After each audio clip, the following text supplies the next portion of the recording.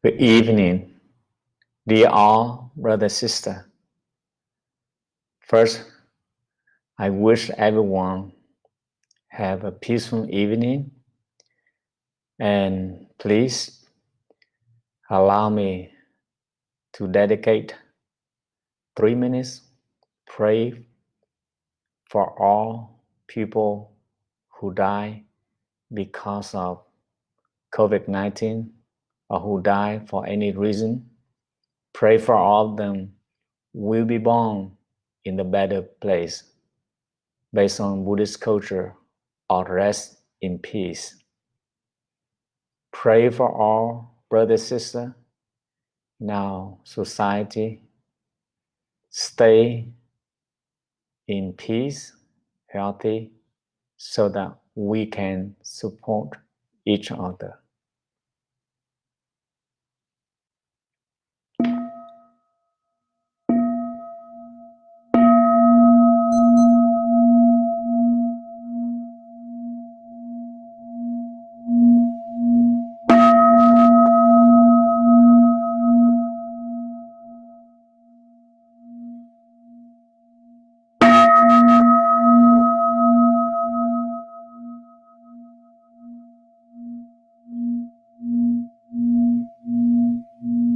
Vâng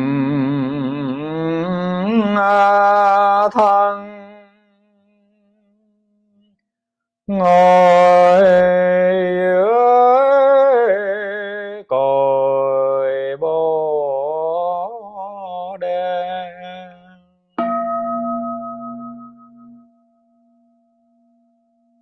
bá nghiệp lặng rồi hết thì phiền, thu nhiếp thân tâm vào chánh niệm, rõ soi diện mục thoát bờ mê,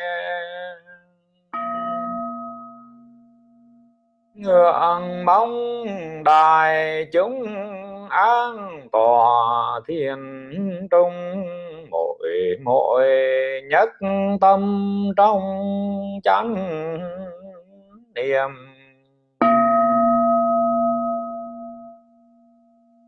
Nam mô Bổn Sư Thích Ca Mâu Ni Phật.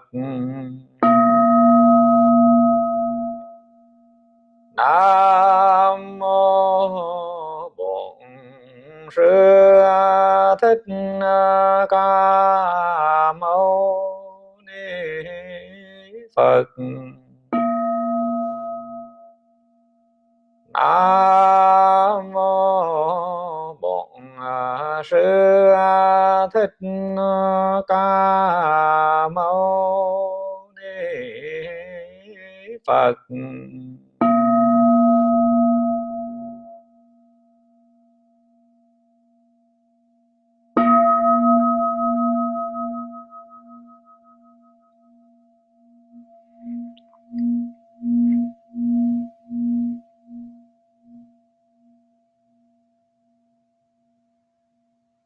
We are sitting here as the historical Buddha sitting under the Bodhi tree. Our mind at peace and calm. Moment by moment, we transform our negative karma into positive one, so that we can reconnect with our Buddha nature or our true self. Dear all brother sister, tomorrow night and this Sunday, May 3rd, Dharma Buddhist Temple, we are going to celebrate Buddha birthday. Original plan, we celebrate at the temple, but due to the outbreak of coronavirus, therefore, I try my best to cooperate with all monks, nuns, lay people in Baton Rouge community to celebrate the life of the Buddha. In order to show love, respect to the historical Buddha, the enlightenment one, the awakened one. So tonight, I would love to share some of my thoughts. What are great lessons we can learn from historical Buddha? Being a Buddhist practitioner almost for 30 years, I feel very fortunate to learn so many amazing lessons from historical Buddha. And I do believe most of you also may have the same experience. The first lesson I have learned from traditional perspective is that historical Buddha must be developed his compassionate heart, not only this present life, but could be for many, many previous life based on traditional perspective. I don't want to go into deeply about traditional perspective, if it is true or not. But this is the lesson I learned. Whenever you see someone have any compassionate thought or compassionate action, you should not think he or she just developed that compassionate behavior constantly, just happened yesterday. This is the process of training and practicing. Whenever you see a rich people or someone who achieved something is amazing, you should not focus on the performance, but you should think about the process of training. For example, a famous singer like Beyonce, I don't know who she is, I just know from the social media. Only 4-5 minutes performance a wonderful song, but I strongly believe that she must practice for many, many years and maintain that dream for many, many years. So in life, we have to nurture our compassionate thoughts, behavior day by day. That's the first lesson I learned from the historical Buddha. The second lesson, based on the history of the Buddha, that he has everything as a normal man wished to have. Married, have a wonderful wife, a beautiful wife, and a son. But because of compassionate, not only for himself, not only for his family members, but for everyone. That's why Siddhartha Gautama, later on we call Buddha, have enough courage to leave his palace. I think that is the great lesson I learned. That's a great lesson I learned. So whenever I have to go out, provide the service to the community, I always ask myself a question. Why I'm going out to doing this? What is the purpose to doing this? To benefit for myself or benefit for the others? or both, could be both.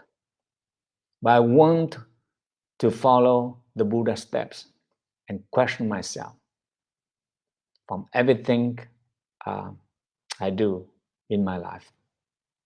So whenever you do something, please take a deep breath, question yourself. You do this based on what? Based on love, compassion, or based on the fear? You want to provide the service to the community, or you want to become a famous person with the fame and follow with a bunch of benefit, including money? I always ask that question for myself.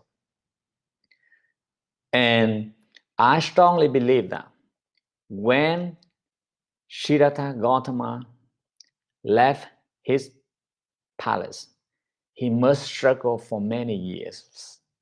Why? Because he used to live in his comfort zone with everything, as you know, as the prince. Just think about ourselves.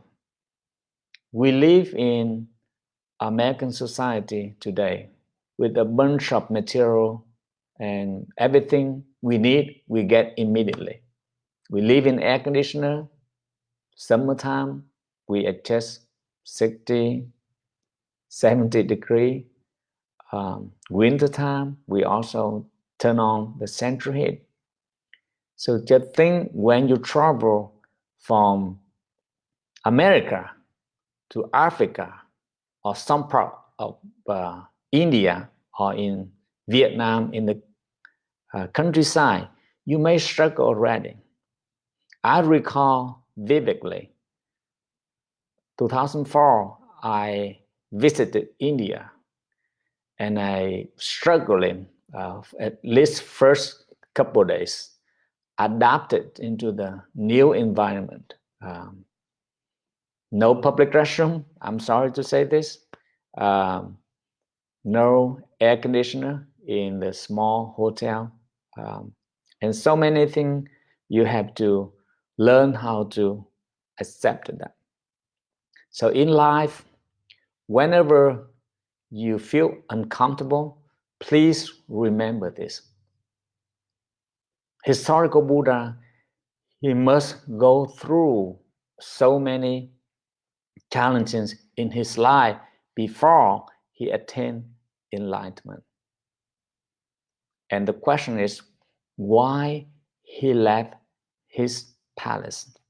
Simple. Because he loved to find the way, search the way, so that he can have himself and everyone, every single human being, learn how to liberate themselves from the suffering. So I think that's such a compassionate person. If you consider Buddha as a human being, real human being, I consider him as the most compassionate human being on the earth from historical perspective or humanity perspective, you may say that. So what's he search for? Because he see the people struggling in their life. He witnesses poor people, poverty. He witnesses discrimination in India back then, or even now. Caste system still practice, apply in most part of life in India. That's my experience 2004 also. So when he witnessed, there was so many unhappy people around him. So he developed his compassion. Apply. Whenever you see someone struggle in our community, in our society, please do not look down on that person. Instead of to develop your compassion, regardless for any reason. That's the way I practice. Even we cannot help that person immediately, but at least you should not destroy your energy of compassion when you see poor people, unfortunate people.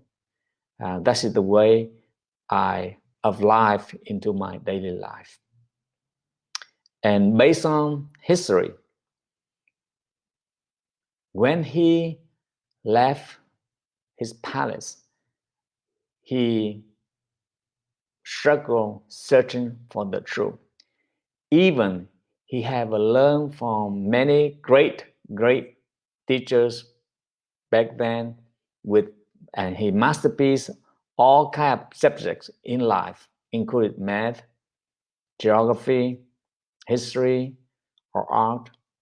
But then he not happy, or he not satisfied with what he want to find in his own way. So he continued to searching until he make a decision. That is searching, finding something inside himself. Sitting under the tree, later on we call Bodhi tree, or after he attained enlightenment, we call Bodhi tree. Based on my best knowledge, if you sit in meditation under live oak tree in Louisiana, and suppose you attain enlightenment, later on you may call live oak tree as the Bodhi tree. Very simple like that. So he start searching the truth from within. And that's the wonderful thing from the life of the Buddha. Most of us, we have a tendency searching the truth, finding something from outside, include myself also. That is easy way. That is the quick and easy way. But the Buddha taught, we must return to ourselves. Everything is come from within already. And after attaining enlightenment, the Buddha declared, every human being has potential to become the Buddha. My understanding, that means everyone has potential to maximize your compassion and wisdom. And we have many ways to maximize our compassion and wisdom. It's meditation. Besides meditation, we do the charity work. We interact with the people in every day. We learn how to be kind, be nice to everyone. We learn how to stay home at this time without struggling. That is also be compassionate with yourself. Remember, you must be compassionate for yourself first. Family members. And I know sometimes could be easier to be compassionate to the other person you're not related, because you just meet him or her one time in your life or one time on your trip. But because you live together with your family members, you interact, and we always have a conflict. And this is very challenging for myself. I have to be honest with all of you. Sometimes it's people from another community, like when I make a trip to California, to Houston, to Oklahoma, to Massachusetts, Florida, people, they look at me as a compassionate monk, and I carry my positive energy quite very easy. And they, based on what they interact with me, and they make a conclusion, oh, you are a compassionate monk. I say, thank you for your comments, but I have to be honest with you, because I just come here and stay a couple of days or one weekend. It's very easy to share my positive energy, and I don't do anything. Being a visitor monk, I just sit there, people serve all things, and they show love, respect. That's very easy. I say, if you want to trust your assessment, your judgment, you better to make a trip to Baton Rouge, Louisiana, and stay inside the Tampa Buddhist temple. Not one day, not 1 week, even not 1 year. It should be 10 years, 15 years, so that you may have your directed, your experience. I have to be honest with you. So I say, being a visitor monk, very easy to be a compassionate monk. But living day by day, year by year with the people around you, that's a different story. The reason I want to make this point, please do not feel bad when you have a conflict with your family members. I think the advantage to be a monk that we live far away from family members, so we do not have an emotional attachment, and we easier to deal with the people we don't have a blood related. So please do not feel bad about yourself when you have a conflict with your wife, with your children, with your husband, with the brother, sister. I say this loudly because I do believe that if I still to be a layman and interact with my parents, with my brother, sister every day, I may create a lot of problems and conflict also. So this is really tough for most of us. So training yourself and try your best, but do not expect yourself as the person who live in monastery in the temple. And the next could be the last lesson for this lecture, not for the last lesson I learned from the life of the Buddha. I have 1,000 lessons I have learned from the Buddha, but I want to say, due to the time frame, I promise with myself and all of you, I do not want to share so much information rather than just enough. So the last lesson tonight, I want to share with all of you. Please, whenever you have the opportunity to practice sitting meditation, please practice sitting meditation with the curiosity mind and believe that this is a wonderful time. I want to discover my true self. I have a potential to become the Buddha. I can develop my love, compassion, like many great Zen masters, like Dalai Lama or Zen Master Thich Nhat Hanh, or my Zen master, the picture in my back, Zen Master Thich Nhat Hanh. I consider him some of the most compassionate Zen master in my lifetime. So whenever you sit, you walk, you talk, remind yourself, maximize your loving kindness and compassion. I wish everyone continue to maintain the right thinking. That is, you have potential to become the Buddha. Not tomorrow, but moment by moment. That's why sometimes we make a joke. That is, oh, I see you as the Buddha at this moment. I'm not sure about the next moment. Wish everyone enjoy sitting meditation tonight and reconnect with your Buddha nature from within. Thank you.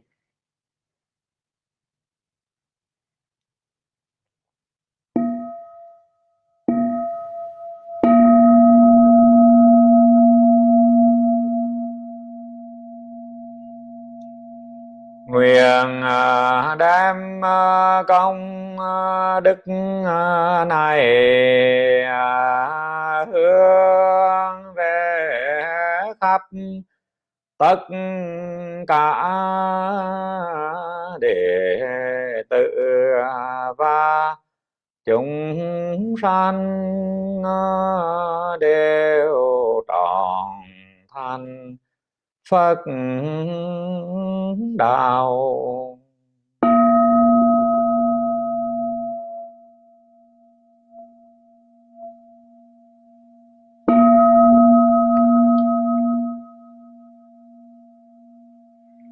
Thank you. And I'm looking forward to share with you another lessons I have learned from historical Buddha. Take care and enjoy sitting meditation.